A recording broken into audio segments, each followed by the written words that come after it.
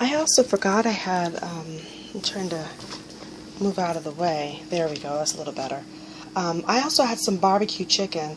I forgot to put that inside of the bags, so I won't even actually have to add any meat. So I'll be able to have lentils, green beans, and some barbecue chicken, and I can just put some stock with it, or, you know, again, any sauce I'd like to put with it. Some stock and milk, or some tomato juice, and put it in there with it, and I could be able to make a soup out of it. So what I'm going to do is, I think this is about enough meat. My brother and me, myself, I love meat.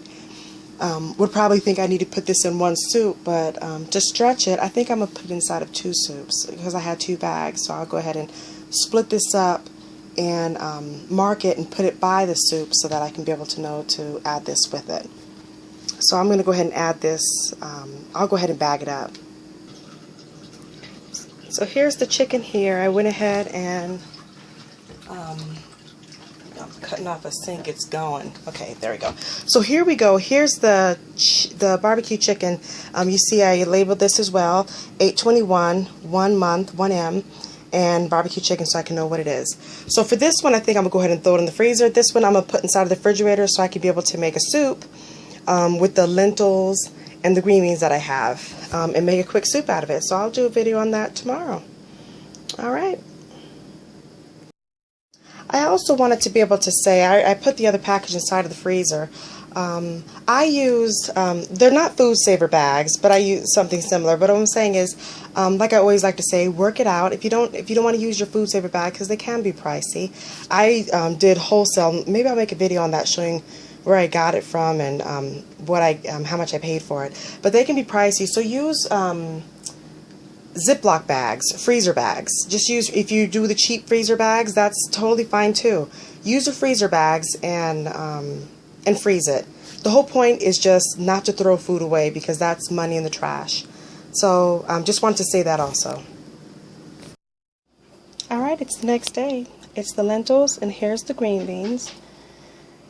And here's the barbecue chicken. I'm just going to combine the two into a pot, put some stock in it, and we have got a meal. So let me go ahead and do that. Here's how it looks. I went ahead and put it inside of a pot. It's not a big pot, see? Not a big pot. So I went ahead and just put it in. The pieces are kind of big, the chicken. So what I'm going to do is I'm just going to cut up the little pieces so they can be little chunks so everyone can be able to get some. But if you wanted to keep it like that, it's fine. Again, you know, working it out. Just make it the way you want to make it for your family. Since I have the little kiddos here, I'm going to go ahead and chop up the meat just a little bit more.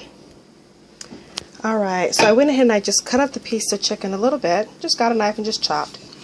What I have here is some of my homemade stock that I've made. This one's actually ham stock. So I'm going to go ahead and just pour some of it in there. And I'm using 1.5 pints, which is basically 3 cups. And I have another 1/2 cup to the side, so it's basically about 1 quart. I'm putting in 1 quart of stock. And then what I'm going to do is pour it in. And I'm going to let it heat up for like maybe 5 minutes. And then it's done.